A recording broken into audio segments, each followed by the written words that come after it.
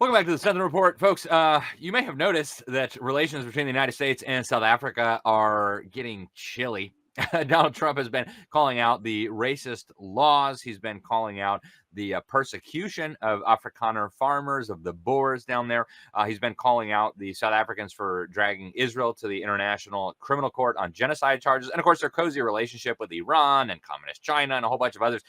Joining us to discuss all of this is my friend Peter Hammond. He's like far cooler than the James Bond in the movies. I mean, this is a guy who just goes to the front line of wars and brings Bibles and preaches the gospel. He's a missionary extraordinaire.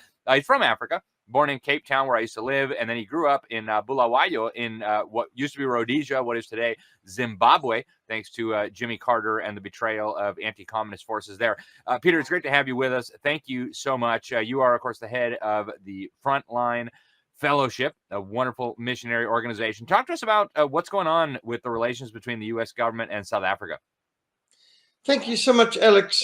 We always appreciate the New American Magazine and your programs. South Africa was such a paradise, I must say.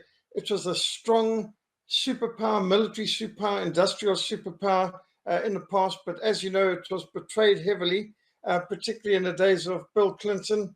He oversaw the final betrayal of South Africa into the hands of the ANC. Now, when I write ANC, I write small c, capital ANC, small ER, because the middle letters of cancer is ANC. And the ANC is a cancer.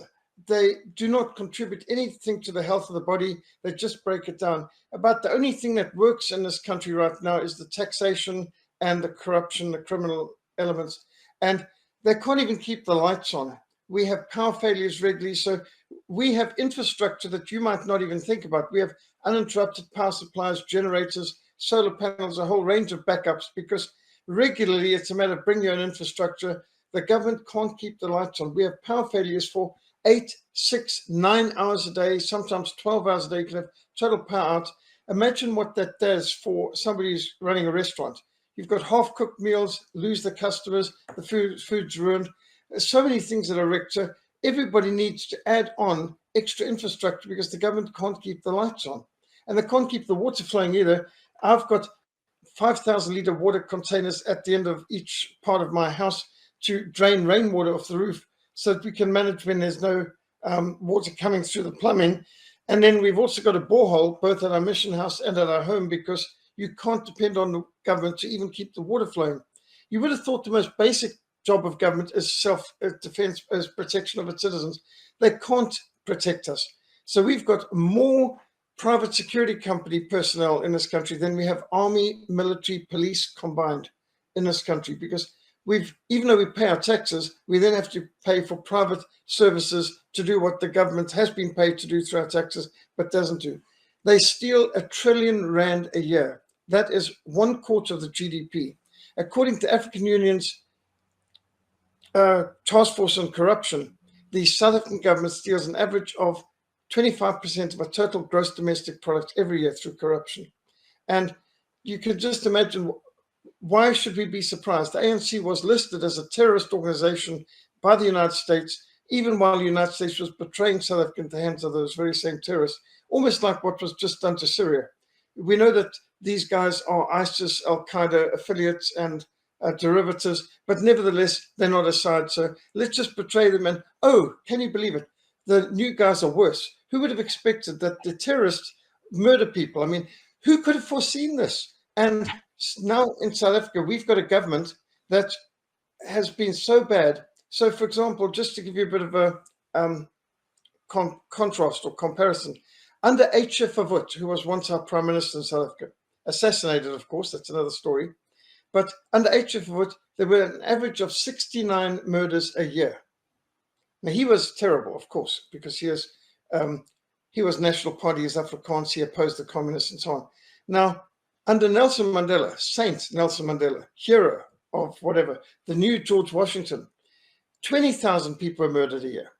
Now, what did Nelson Mandela do to contribute to this? Well, he just kind of sacked all the top experienced generals in the army and the police, and he destroyed the civil service, he abolished the death penalty, and he opened the prisons to celebrate his birthday and let over 100,000 criminals, including violent criminals and murderers, out on the streets. And you'd never guess it, Alex, they were murdering people within a week of being let out of prison. Who knew that the prison service didn't actually reform these people? There was recidivism, I think they like to call it. So the African National Congress has been a failure on every level. Now, what do you do when you're a communist government and you fail to produce what you promised? You know, bread, jobs, peace, homes, everything like this, jobs, and then the exact opposite. Well, you blame a scapegoat. Who's the scapegoat to blame? The minority, the white minority, who were once, when I was born, Cape Town, 1960, whites were 1/3 of the population. Now we're 8% of the population. I'm one of the minority of Cape Townians who was actually born here. Most of the people living in our country now are what you'd call illegal aliens or immigrants. They've come in, they've flooded, and right now we're a minority in our own country.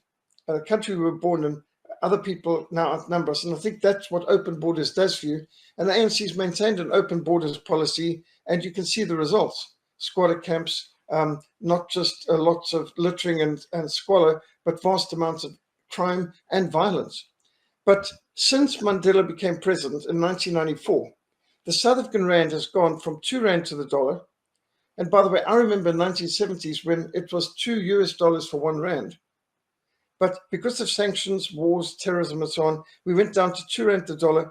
Well, Mandela brought it up to 10 rand to the dollar, and, or should I say down to, and now under our President Ramaphosa, it's down to more like 20 rand to the dollar.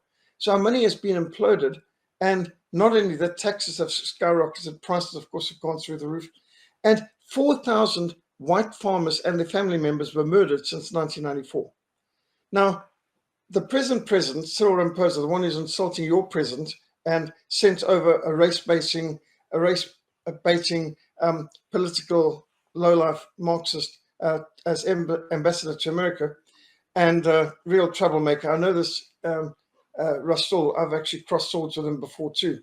He tried to threaten me with a lawsuit at one point, but that's another story. So under Ramaphosa, his first day in office, his first speech was, we're going to institute expropriation without compensation. Called Serious stealing, applause, right? In simple terms. standing ovations, applause, the most thunderous applause of his speech, expropriation without compensation.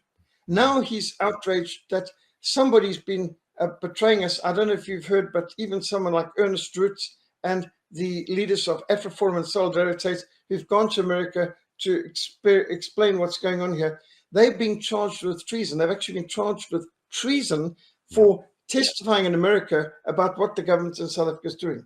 Yep. I didn't know that could be treason.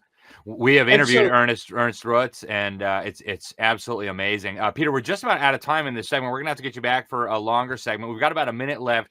Tell the folks how they can learn more about your incredible ministry. I know politics is not really what you do. It's more focused on the gospel, discipling Africa. Tell the folks how they can learn more about your excellent work. And you've also got a bunch of books and a wonderful website. Thank you. Yes, they can visit www.frontlinemissionsa.org, Frontline Mission SA, short for South Africa.org. You can see we're a mission to the persecuted church. For 42 years, I've been seeking to serve persecuted churches, work in restricted access areas, communist countries, Muslim countries. We've gotten bombed, we've gotten rocketed, strafed, imprisoned, tortured for trying to help persecuted churches. So the reason why I'm speaking out about what's going on in South Africa is we don't want to happen here what's been happening in Zimbabwe and other communist countries, Angola and so on.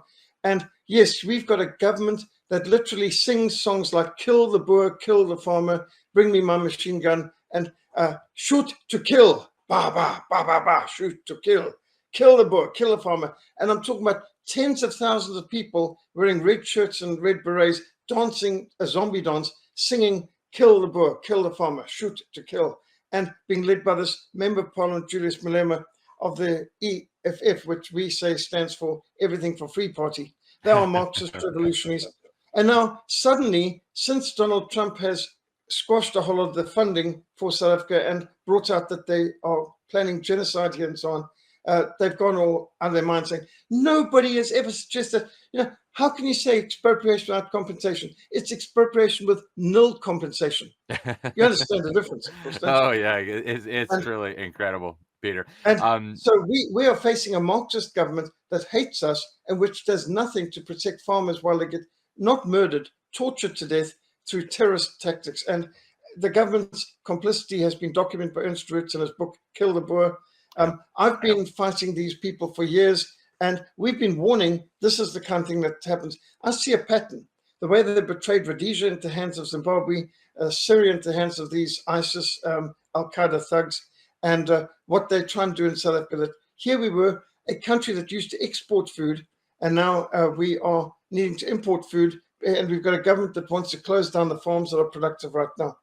Yeah, it is truly a disaster. And as a former resident of South Africa, it breaks my heart, but I'm glad to see that it's finally getting attention. Peter, thank you for what you do. We really appreciate it. We're going to have to get you back for a longer segment. You just are involved in so many important things in terms of spreading the gospel, expanding the kingdom. And so we thank you, sir, for all that you do. Thank you for joining us today, and I look forward to talking to you soon. Thank you, Alex. God bless America. God bless you.